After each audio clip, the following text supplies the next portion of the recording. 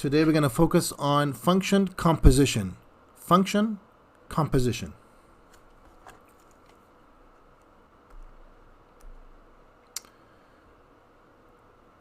Composing functions from another functions. Okay, you composing function from another functions. The warm-up is here. I'm going to give you about I would say a good 4 minutes for this. We did address these before, so if you're watching or the replay of this video, then make sure that you pause and do the warm-up. I'm not going to wait 4 minutes obviously here, but I'll give you about a minute. Think about what they're asking for. They wanted you to think about the domain for these functions here. Basically, if there's any restrictions in the domain.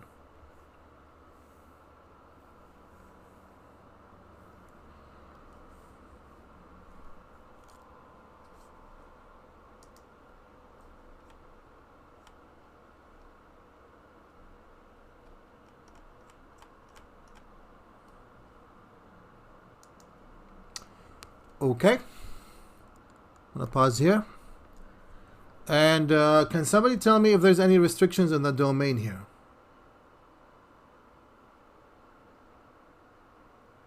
By the way, give me a comment on the live if you're there. Any comment on the live stream that tells me that you're there and you're able to see it, because I'm able to see it from this side. It looks fine. Yep, I see a couple comments here. We cannot. Oh, interesting. I apologize, guys. I was muted here accidentally. So we said, let me actually do the intro again. Welcome to ArmanisMath. We're gonna focus today on function composition. Function composition. Here's the warm-up, and they're asking you what is the limitations for the domain. We did give you about 4 minutes for this, and when you replay, you could just pause it for these minutes. So back to here, let's say for number one, what do you think is the limitation or the restriction that I have for the domain for number one? Use the comments or the chat or the whiteboards.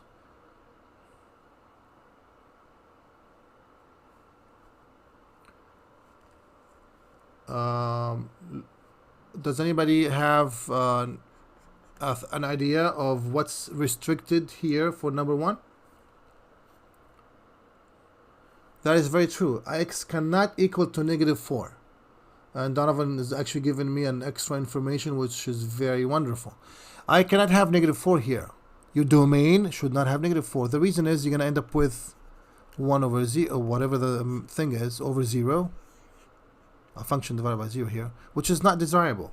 So -4 you can't have, but at the same time, as was my question is going to be, which is, what does that also tell you? This tells me two pieces of information, right? That you cannot have -4 because you're going to have divided by 0, but at the same time it's useful because it tells me something. And Donovan was first person to say, yes, here we also could deduce we have a vertical asymptote here. Vertical asymptote. Whatever makes the denominator 0, 0 is going to be, whatever makes your denominator 0 is going to be a vertical asymptote for you here. So I know this is a review. They didn't ask for this. We're just reviewing, as I have a habit of doing spiral review. Spiral review means I go and review some other items while I'm teaching. So anyways, so at x equals -4, you have yourself a good looking vertical asymptote. Just like this, that you cannot cross. We talked about this one. We give an example like a freeway. You're walking, but you cannot cross. You can't just walk across the freeway. You guys have to hop over or something on a bridge or something of that nature. Okay, and then continue on the other side. Good job there. Okay.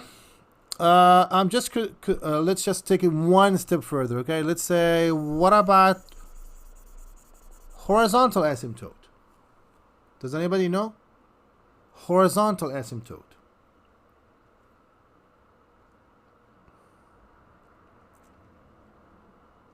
Does anybody remember if we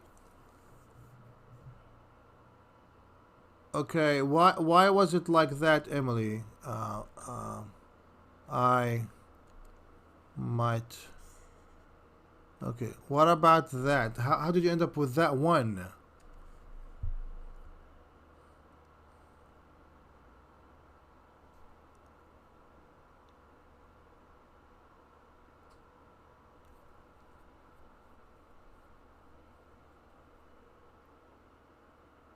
The degrees are the same. So horizontal asymptote has 3 different cases. Does anybody remember?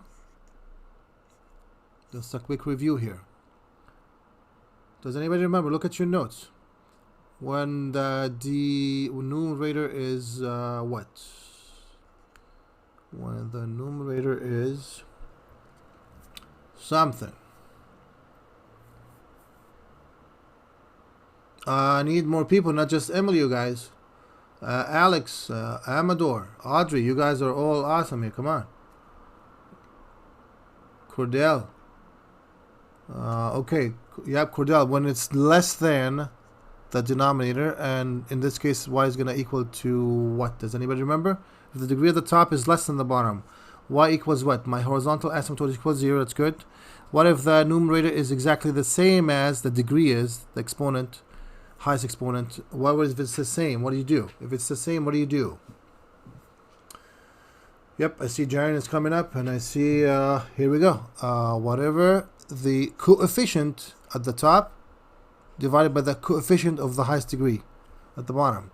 And last but not least, what's the third case? I've seen that earlier, when the numerator's degree is greater than the denominator. Good. And what do you have? What kind of asymptote do you have here? What kind of asymptote do you have in this case here? The last case. Amador. Audrey. Carolina. Delaney. I haven't heard from you in a while. Delilah. Devon. That's a lot of D's here. A lot of names starts with a D. Exactly. Jaren says there's no horizontal asymptote. There's something else. It's called slant asymptote. No horizontal asymptote here, but we have a slant asymptote. We have slant. Anyways, so in this case, I believe Emily was the first one to say this is a coefficient, because they have a degree of 1, then you look at the coefficient, which happens to be 1 divided by 1. So y equals 1 over 1, or just a 1. Okay? And so at y equals 1, you're going to have a horizontal asymptote, just like this. Remember, this guy also has an x equals -4 as a vertical asymptote. So you got 2 of them here. All right, without further ado, I'm going to put the answers here. You spend time on this while you're working, and replaying the video. And some question popped up earlier today, which is the log. We're going to spend a good amount of time actually in a chapter talking about logs and exponentials. But for you to know, you should have this prior knowledge, that there's no log of a negative number. No log of a negative number. That's why your domain should not should start right after the negative. I should say like the 0 itself, right?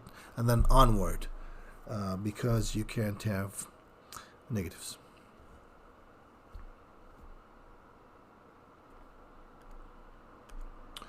Okay, objective will be able to perform operations with functions, including composition. The focus today is on composition. I'm going to touch just a little bit on the operations, but again, the focus is going to be composition. Okay?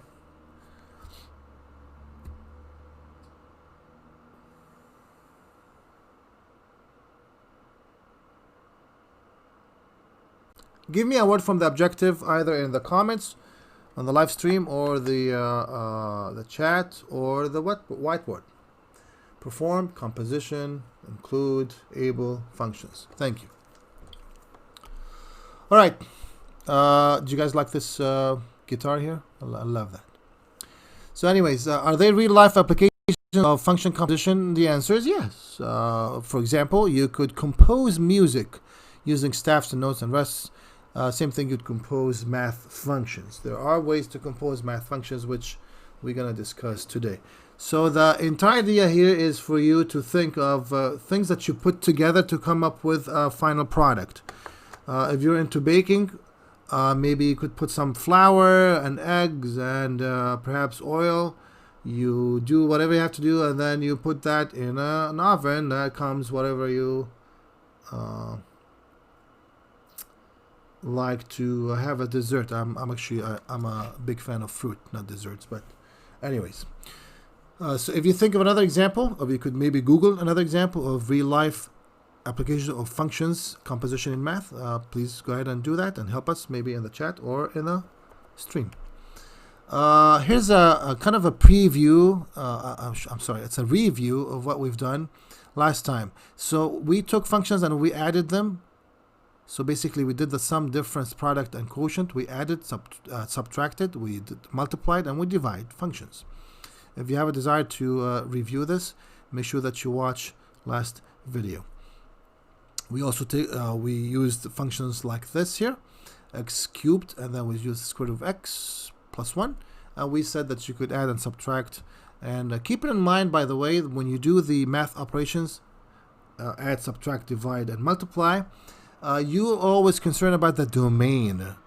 And you follow the most restrictive domain, because that's going to be an ingredient in your final product. So you're going to have to follow the most restrictive. For example, if you are looking at this one here, let's say D, letter D, so you want to exclude anything that makes the square root negative here, because you do not want imaginary numbers in your real domain. So anything that makes it negative, that's what you need to exclude in this case. In this case, there's also another layer of restriction. You do not want to have 0. So you don't want to have 0, and you do not want to have also negative numbers. That's why the last one here has 1 in the domain that is not including the 1. You don't include the 1, because if you include the 1, it's going to be it will be divided by 0, right? Number divided by 0, which is not going to be a good thing for us. So whatever thing is divided by 0, yep, you don't want that value. Here was fine. Here you could have a 0. That's no problem. You could add negative 1 plus 1, which is perfectly fine here. Yeah, that's 0. Square root of 0 is 0. That's fine. 0 times anything is 0. That's an acceptable value, but not here. You can't have 0 in the denominator here. More on this was developed in last lecture, so make sure that you watch that if you still have questions. Here is the core of the lesson today. We're going to focus on this one here. So this is function composition. Anything with this kind of background, as I said before, is actually in your textbook. So there is no need to rush, no need to write it down quickly. Also, you could use the snippet tool that you have in your laptops to take a picture if that's what you desire. But simply put, this whole thing talks about function composition, and the notation of it is very simple. So I'm gonna just put it back here again. F of g of x. So this is how you write down the composition. You're composing. This is the notation for composition, and the way you read it is f of g of x. This is not an O. This is not a 0. It's just a little circle that is open. And please do not close the circle, because if you close it, you might be confused with f times g, right? Remember that we had that last time, of x. This is not the same. These are not the same. Okay? So make sure that you understand that. Also, another notation for the composition f of g of x is also is put here for you, which is f of g of x. This is also another notation for composition. So if you saw this one in some textbooks or this one, they mean the same thing. You're composing two functions, in this case the f and the g. You're putting them together, you're mixing them in some way, shape, or form. And we're going to take a look at that today. Today you really have to focus, particularly in the latter part of the lesson or the lecture. Okay, if I'm looking here at this, I'm basically repeating what we just said. The composition of f of g of x, or f of g of x, is read as f of g of x. That's how you read it. Keep it in mind the idea of domain again. When you compose things, when you add things, you make sure that you follow the most restrictive domain again. So if you're composing x into the g of x, and it's got some limitation in domain, that limitation is also carry along until you go to the bigger function, which is in this case f of x. So just keep in mind that domain is following the most restrictive domain that you have. Once again, be careful that f times g of x is not the same as f of g of x. Here's the first example on composition. So, by the way, we got about 10 examples for you today. So gear up. We're gonna really have to learn this one and master it. I worked hard for these lessons, so make sure that you spend time. This one is f of x is 2x minus 3, and g of x is x squared. And we're asked here to do this interesting thing, which is g of 3. And then whatever you get from that, you plug it into the f function. So let me give you a picture of what exactly this is saying. The bigger container here for you is the f. That's the outer skirt. See that? This is the function that is outside. So once you finish your work with the innermost, you're going to start with the innermost here. Whatever closest to the x is what you start with. G of 3 is what you start with. That's your starting point. So start with the g of 3, see whatever you're going to get, and then whatever you have here, put it in the bigger container, which is f of x. Let's take a look at that. So step number 1, it's actually only 2 steps here. Step number 1, you're going to do g of 3, which is going to be what? Well, basically, you're going to take the 3 and plug it whenever you see x into the g function. You're going to go here and plug that. Can somebody tell me what do you think I'm going to get here? What would you get when you... That's exactly right. You're going to say 3 to the second power, or just the 9. That's what you get from the g of 3. Now the second step, you're going to take the exact value here, the g of 3, whatever the value was, and put that into the outer function. So that's going to be an f of 9. So let's take f of 9 and then plug that into your f function. Going to take the 9, take it and plug it into the f function. And what do you guys get? What's f of 9? That's very true, Delaney. Thank you. You got 2 times 9 minus 3. Well, that's 18 minus 3. That's a 15. Your final product is a 15. How did you get the final product? Well, I composed 2 functions. I started with the initial ingredient here. Let's say that you're, again, maybe mixing something. And then whenever you finished, you're going to put that into the outer function. Perhaps it's the oven or something. So, and finally comes your product, and in this case, it's 15.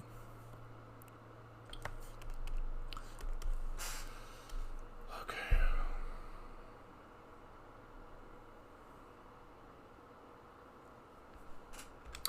Okay, how about this one here? This one says, oh, I thought we saw this one on Armani before.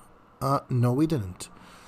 This one is a little bit different. Why is it different? Well, because now they're asking you to have g of f of 3. Is that different than f of g of 3? It might be. Sometimes it is, sometimes it's not. So anyways, it's not the same. Obviously, they're asking for something different here. So now the larger container is the g, right, of x, and the smaller one is the f of x. So you got to do whatever you have to do first with the f, and then whatever you get is going to be put into the g. So can somebody help me with this one? F of 3, how much is that going to be? Come on, champions. Yep, here we go. Ethan, Emily, Abby, Amador. Yep. So how did you get that? How did you get that amount? Got 2 times what? 2 times 3 minus 3. Well, that's a 6 minus 3, or just a 3. Okay, so that's going to be your f function. What about the g function? Well, you're going to take that amount and put it in the g's. Can somebody help me put that in the g? Use the whiteboard if you don't want to just spoil it and give it to somebody else. Use the whiteboard. G of 3. How much would that be? Also use the whiteboard if you want to show me stakes or something that you're not sure about. 3 to the second power, which is just the 9. So the final product for our example here is going to be the 9. Any restrictions on, they didn't ask for this, I'm just saying, any restrictions on domain here? Can any restriction on this domain? Nope, I don't see anything here. That's linear, looking good. Any restriction on this domain? What kind of domain is this, by the way? What kind of domain is G? I shouldn't say what kind of domain. I'm asking what kind of function is G? Quadratic? Does it have any limitation on domain? Nope, there's nothing here. So we're good. We don't have to think about that. Okay. This one, what kind of function is f of x, by the way? Let's see who's awake. Yeah! Woohoo! Jared, way to go. Amador. Jacob. Where are you, Jacob? Exponential. We're going to spend time, I actually spent time with my daughter talking about this yesterday. Exponential function. We're going to spend time on that later on. And then this one is linear. So what they're asking here is for you to start with what function again? Which one should I start with?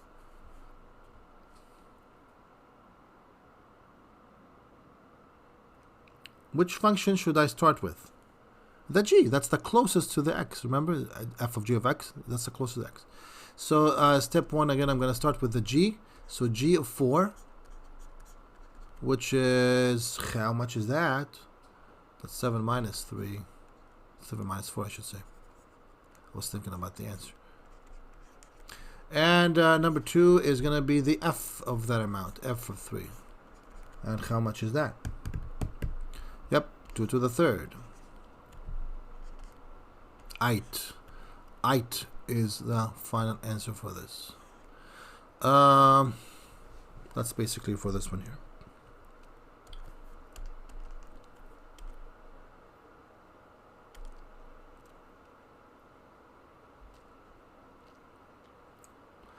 Give me a thumbs up if you're doing good. Thumbs up if you're doing good.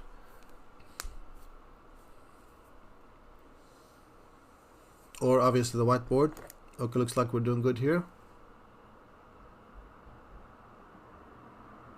It's okay, Peyton. I'm glad actually you're able to see that. This is one of the good reasons for the live streaming. Somebody right now is in the car and she said we might get disconnected, so at least she gets some of the lesson. That's very good. I like that. Take care of yourself, okay? Drive safely, Peyton. Okay, how about here? They're asking you to do g of f of 4. G of f of 4. Okay? By the way, also, if you benefit from these videos, make sure that you like, smash the like button. Do something nice that encourages me to do more of these videos. I don't have to do these, by the way. I don't have to. This is just for your benefit, so. 2 to the x is the first, the f of x. So that's one this is the one I'm going to start with. So number 1, I'm going to start with f of 4, which equals 2 to the what here? Oh, here we go. Well, you guys are fast. Good job there. 2 to the 4th, which is 16th. And then number 2, I'm going to put that, plug that into my g function. So that's going to be a 7 minus the 16. Thank you. That's a negative 9. And that is the answer for the composite function. The function that I composed. You're basically putting a function, something inside something else as a function, and then you come up with a product. Okay, it says here you could use algebraic expressions as well as numbers as inputs into functions. What does that mean? Well, we started you off by like baby steps. You plug in numbers, right? Like 2 and 4 and 3. Well, can you plug in just the x? Of course you could. And this is powerful because you're not limited to only to one value like 1 or 2 or negative 5. You could plug in any x, a variable, into your composition as well. So let's take a look. The first function here is, what do we call that thing, f of x? What kind of function is this? Quadratic. How about g of x? Does anybody remember? You probably have seen this one. Most likely I've seen this one, but I'm not too sure. So this one is yeah,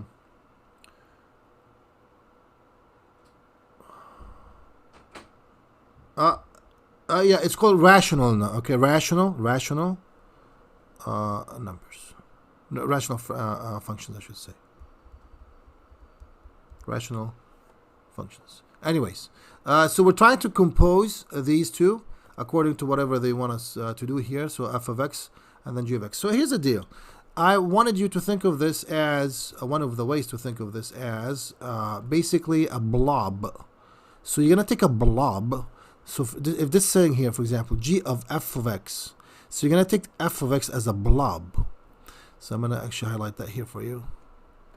And what is f of x for me? Well, it's x squared minus 1. So basically you're going to take f of x, which is this blob, this box here, and you're going to put it in whenever you see x. You're going to substitute it in whenever you see x into the other function, which happens more than once, by the way. It happens here as well. Okay? So basically you're going to take this blob, the box, and you're going to put it in. You're going to substitute that into whenever you see x into the other function. So let's take a look at that. So I have g of what? Well, you're going to g of the blob. What's in the blob, Armani? It's x squared minus 1. Okay? So this is basically saying you're going to take the x squared minus 1, replace it with every x. So now the top is going to be x squared minus 1. The bottom is 1 minus, and please use parentheses, x squared minus 1. If you follow this carefully, it's going to be x squared minus 1 at the top, 1 minus x squared plus 1, which again could be simply written as, simplified as x squared minus 1 divided by 2 minus x squared, or you also could say negative x squared plus 2. Okay, so this is the composite, this is the composition of this function. Okay, we did that, and this is what we came up with. However, they wanted me to think of something else, so obviously they're concerned about the domain, right? So let's take a look at domain. First of all, once I decide to look in domains, I would look into the initial function before any composition. So for example, if you're working with a product, you want to see the product, let's say the element limitation first. Let's say that you're manufacturing cell phones. You want to see the temperature, for example, of the battery. How long, or what's the tolerance for the battery temperature wise. And you're going to have to keep that in mind as you also develop the cell phone itself, right? So the screen also has to have that in mind, the temperature limitation or the tolerance from 2. That's one idea to think about the limitation for domain. So anyways, back to here. I need to think about the domain here. Do I have any issues with the domain in this quadratic? Any limitation for the quadratic domain? This boy over here.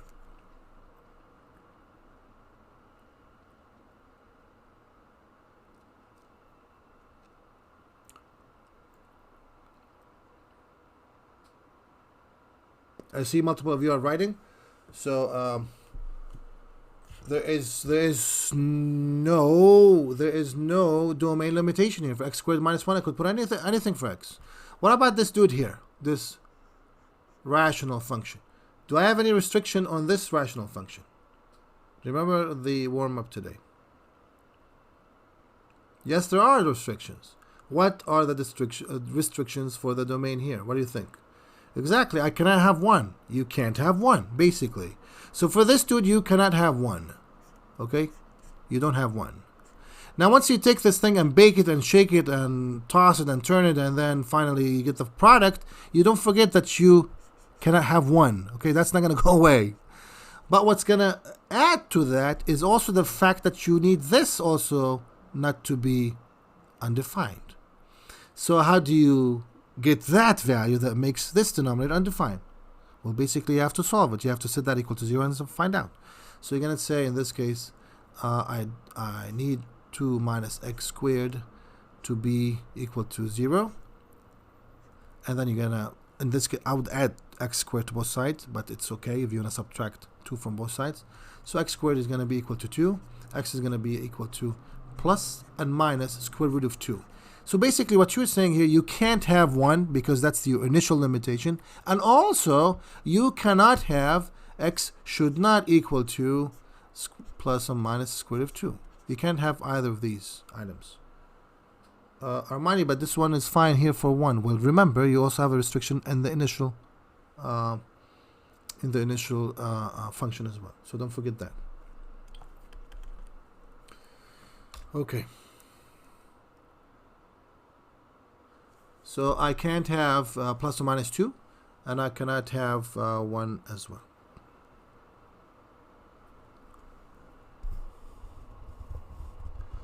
Somebody was asking, how do you get the plus or minus? Well, let's go back here and put that to 0.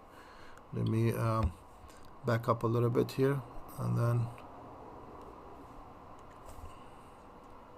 So how did I get that plus or minus? Well, I solved this denominator, set that equal to 0. And when I did, I added x squared to both sides. X squared equals 2. Take the square root. That's going to be plus or minus square root of 2. Did that help, Emily?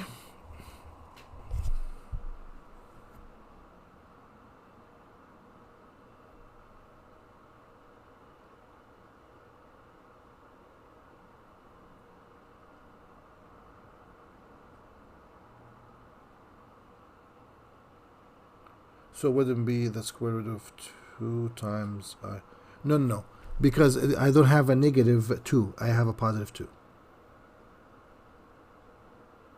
And if you decided to subtract 2 from both sides, remember you have a negative x. You have to multiply everybody by negative x or divide by negative x, which is going to turn the 2 into a positive 2.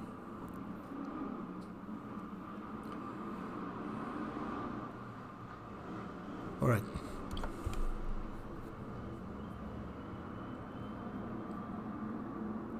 Good. Okay.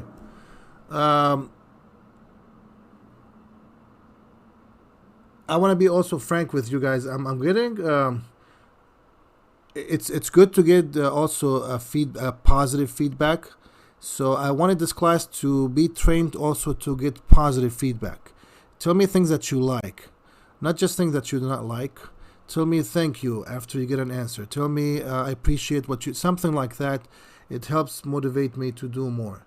But I really, particularly this class, I'm not sure why, I'm getting more on the other side than of the. So try to balance both. As you see, I'm patient and I'm open for both sides, but it makes a difference when you do the positive side as well. Anyways, back to this one here, composing functions. F of x is 3x minus 4, and g of x is square root of x plus 2. Please read this carefully. This is square root of x. Pausing plus 2. So the 2 is not under the square root. You might say, well, this is obvious, Armani. Well, there's a reason I'm mentioning that. Anyways, so let's do g of f of x. And remember, they wanted you to find out what's the domain restriction. So maybe you could think about domain first because it's easier to think about the initial first. So do I have any restriction on domain on this guy here? Is this guy fine with anything that I would write down? And Amador, I'm not sure what that sign means. Are you saying like there's nothing, or there's is that dash? Okay. Let me also keep an eye on the comments in the live stream as well. Let's see how you guys are doing there. Okay, good. Looks like we're doing good on the live stream. Emily says there's no restriction. She's right. Delaney is right, and Jaron is right, and Cordell. There's nothing. And I believe Amador, this is what she meant by nothing. There's no restriction. How about the restrictions here? Is g of x, does g of x has any restriction on its domain? Do I have to worry about anything here?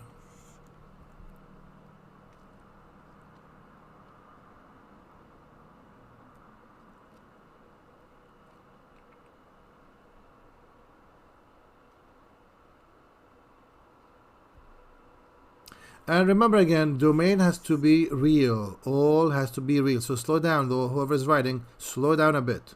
I need domain to be real. So give it a thought.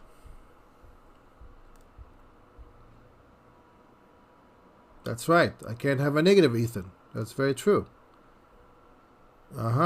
So how do you, what value would give you this, or what should I not have? Or maybe you could think of it on the other direction. What should I have? What would work? Or you could think, what would not work?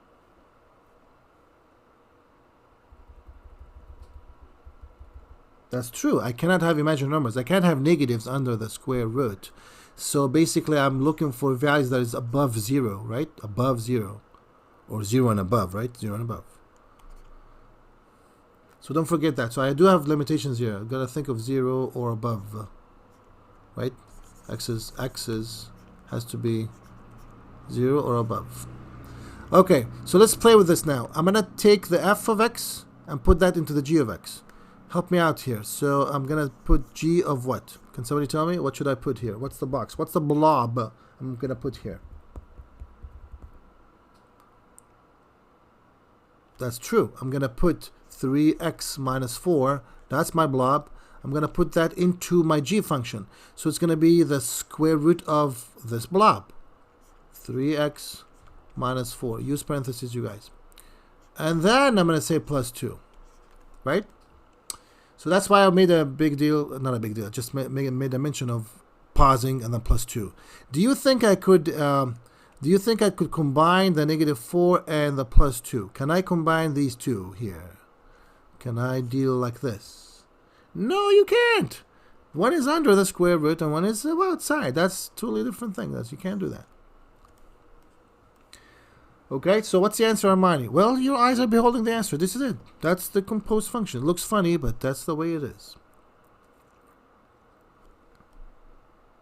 Now, one more, though, comment on this. So this is my final product, right?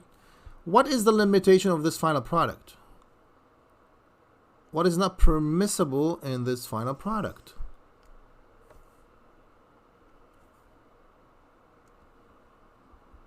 Do I have any restrictions on this? Here we go. Again, Ethan is saying you can't, and I'm sure you probably mean something down here. Radicand cannot equal to negative numbers. Basically, the radicand has to be greater than or equal to 0. So how do you get that value? Well, you take this value here, and then you set that equal to 0 to solve for. So basically, what you're going to say is you are going to take this and then solve it. See, whatever is going to give you that 0. 3x minus 4 equals 0. And 3x equals 4. X equals 4 over 3. Okay, so anything greater than that is fine. Nothing, I should say greater or equal to, nothing else, right? If you actually less than that, just a little bit, tad less than that, it's not going to work because that's going to give you a negative number. You don't want that, okay? So that number or greater would work, but anything less than that should not work in your domain. So you got to exclude that in your domain. So basically, if you're taking the set builder notation as such as x has to be greater than or equal to 4 over 3. Right? It has to be greater than, this is for your domain. Is x such as x is greater than 4/3. Which, by the way, if you looked closely here, this is encompassing this here, this statement here, encompasses the initial limitation as well, which is obviously greater than 0. So 4/3 is greater than 0. Basically, you are including the same limitation for the other guy, for the initial function, into your final product, which is the way it should be, right? That's the way it should be.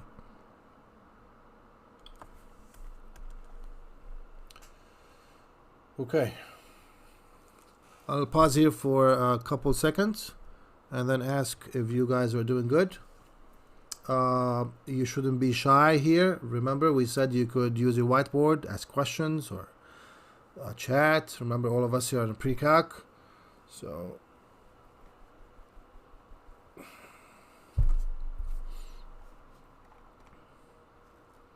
Kayla is saying that she's doing good.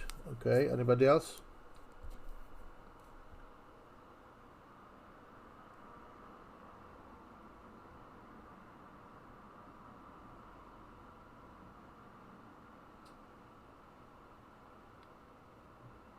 You're welcome, Cordell. Good. Actually, the reason I also did this lesson is for me finding a need from what I've seen last time. So depending on like your guys' response, this lesson was developed to address the need to bridge these gaps on function composition, and that's why I do add sometimes homework after I spend more time explaining things. Anyways, let's move on to this item here. Whoa, I thought we'd done this one. Well, let's look closely here. What's going on? This one says, given f of x is that, which we looked at last time, 3x minus 4, and g of x is square root of 2 plus 2. Write each composition. Now they wanted you to think of f of g of x. F of g of x. So let's do that here together. Who's going to help me do that? What is my blob here? What's my blob?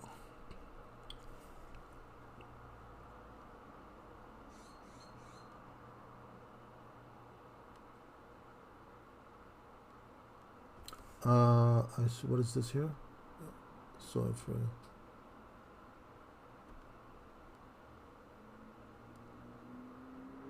Oh, yeah, I see that. I like it when you guys also answer each other. That's very nice. Yeah, yeah.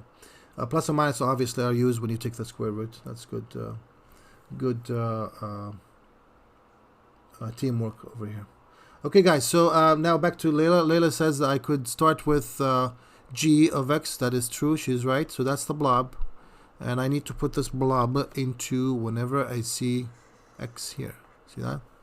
So let's start with that. So this is f of the blob, square root of x plus 2, which is 3 times square root of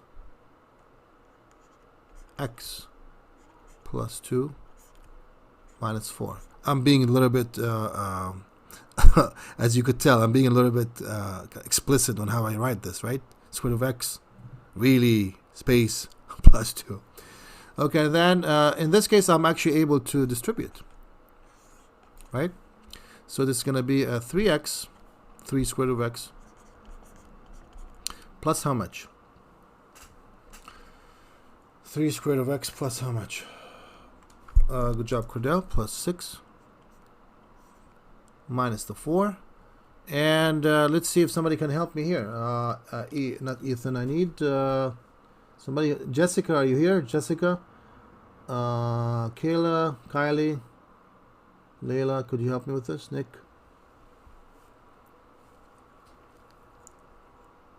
oh, Sarah also. Can I do something here about these? Good. Can I simplify this further, or should I just leave it the way it is?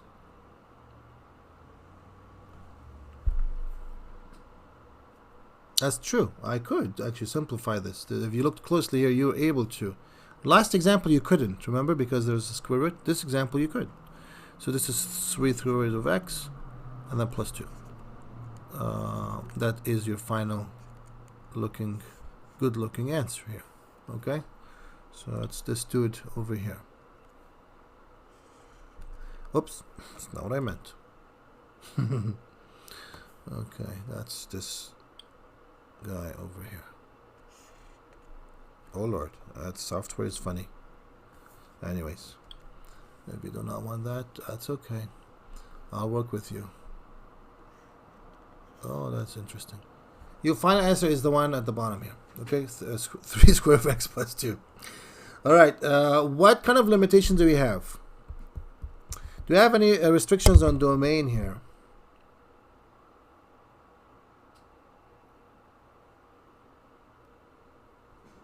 I can't have negative. So how do you exclude the negative?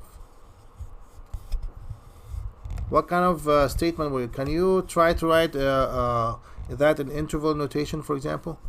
Can you write that down in interval notation? You could tell that I'm also reviewing here, right? So interval notation for the domain. Domain!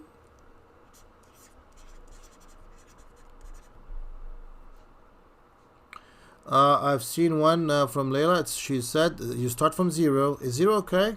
Well, let's see. Can I put 0? Square of 0 is 0 times 2. Yep, that's fine. There's no problem with having 0 here. Layla, how did you come up with this infinity symbol? How'd you do that? Is that O's or zeros? Tell your friends. They go, O's? Okay. Lowercase O, I guess. I like that.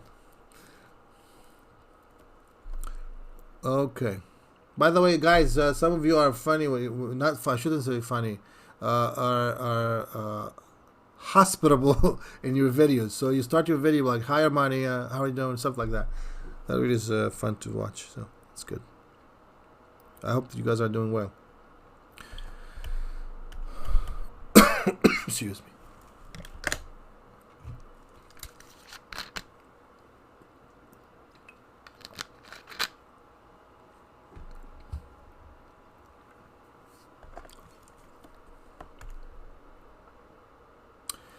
Composing functions. Here's one. This one says let f of x be 2 to the x power. Which is, what kind of function is that?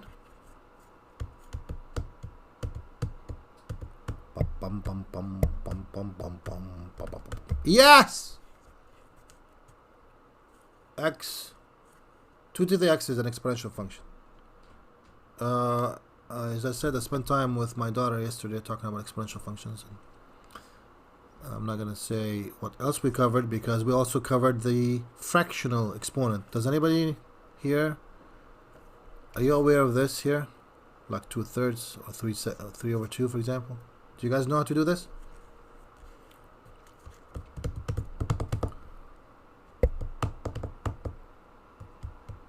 Okay, good. Okay. We're going to spend time on this. Okay. Anyways, let's just stick with what we have here. This one is 2 to the x power, and this one is a square root function. And they're asking you to do f of g of x. I'm going to give you a few, let me say maybe a minute. We do have time, so I'm going to give you a minute for this, for the first one, for letter A. I'm going to give you a minute for A. Please try it. It's going to look funny, and I would love to see a whiteboard for this, seriously, because I want to see how you guys progressing on this. So I'll give you a minute for the first one. Shouldn't be that problem. It shouldn't be that hard.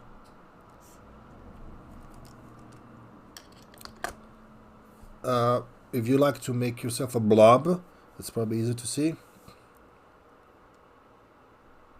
Square root of 2 to the third power.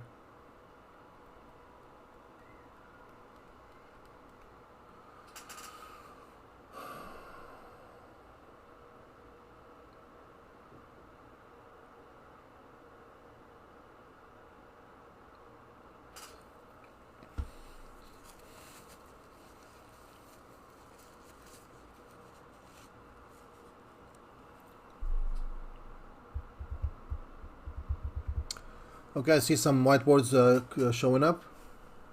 And let's take a look at that. Yep, I see that, Nicholas, I see that. Good job. Okay, I need to see more whiteboards if you wanna. Yes, Cordell, I see that. That looks good. Yep. Anybody else?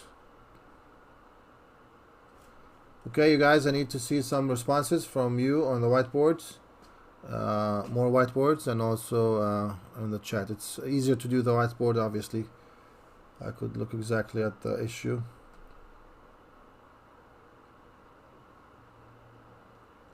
Come on, be courageous. Be courageous. I'm a superhero flying around.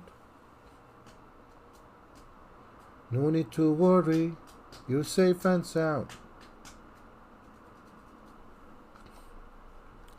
All right.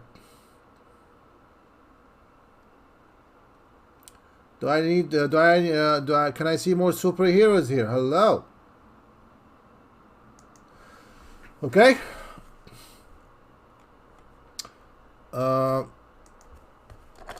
I'm basically gonna take the blob, and my blob in this case is gonna be the first one here is gonna be the G. So I'm gonna put the blob on the G, take that and put that whenever I see X, which is gonna look a little bit awkward. So it's gonna be 2 to the square root of X plus 1. Yeah, that's just the way it is. Okay. There's no limitation here. I don't see any limit, except the limitation is actually in the G function itself, right? So can somebody tell me what's the limitation in the G function? What should I not have in the G function? And how do I write that? No negative.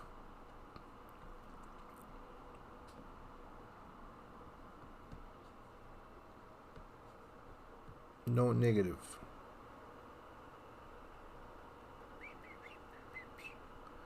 Yep, I could have 0 all the way. Actually, in this case, I could have 0. So, yes, I could have 0. Kylie and Delaney, I could have 0. There's nothing wrong with that. Okay, how about the second one here? G of f. G of f of x. So, basically, you're going to take the f of x, and that's going to be a blob, which is going to be interesting to look at. So, you're going to do... Can somebody help me? Could you guys help me with letter B? What would this look like? Do not wait for me to solve it. Do not wait for your friends. You struggle with it. It's called productive struggle. You do mistakes. We do mistakes. That's perfectly fine. We'll learn. We correct. All right. What do you get when you put f into the G function? F function into the G function.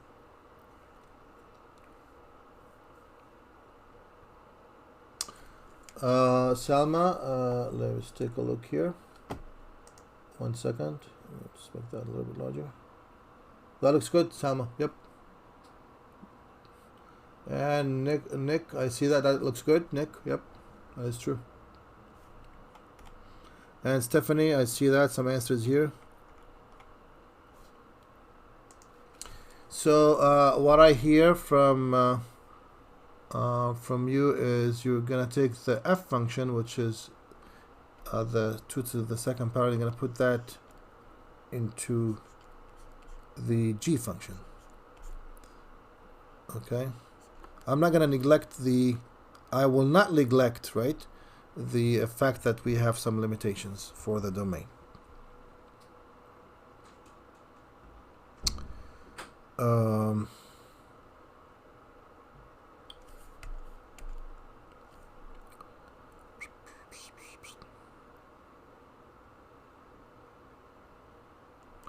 Okay, now this is another idea, which is the last item that I'm going to close by. This is called decomposition. And this is interesting. If you're moving onward in math and perhaps engineering, sciences, and this is going to be an interesting thought, which is used a lot in industry. They call it re-engineering.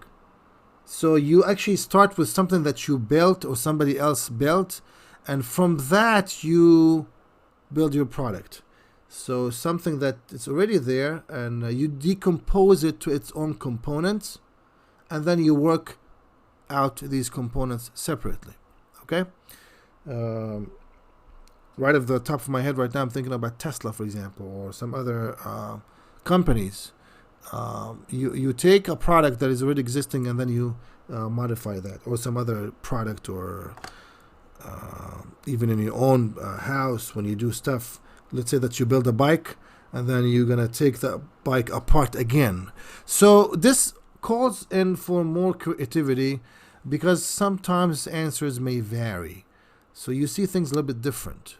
They're correct, but you see them in a little bit different perspective.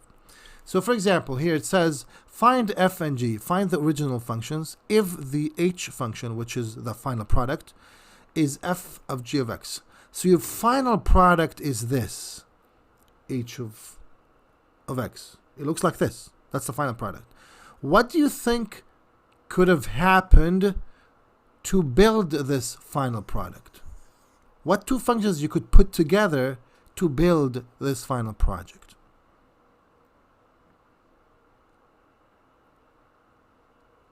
And my thought is going, here we go. Here's a thought from Joseph. He's saying that you could do the square root of that. Yeah, that's a good thought. Also Emily and Stephanie and Kylie and Delaney and Cordell. Yeah, this could be, yes. Why not? So perhaps my G function, the initial one, is just gonna be maybe the radicand, what's under the square root, and also perhaps the f function is the square root of x. Because if I want to now put this together, compose them, f of g of x, that's going to be, I'm going to take the f g of x, which is square root of square root of x squared plus 5. And that looks reasonable. That's a reasonable decomposing of the function. It could look like that. The components could look like that. Obviously, there's some other ways you could arrive to the same product, but this is just a thought that we came up with. So answers for this might vary from one student to the another, and the idea is the concept here, which is not just composing functions, but you also could take them apart afterwards. You could decompose functions. Okay, how are we doing thus far?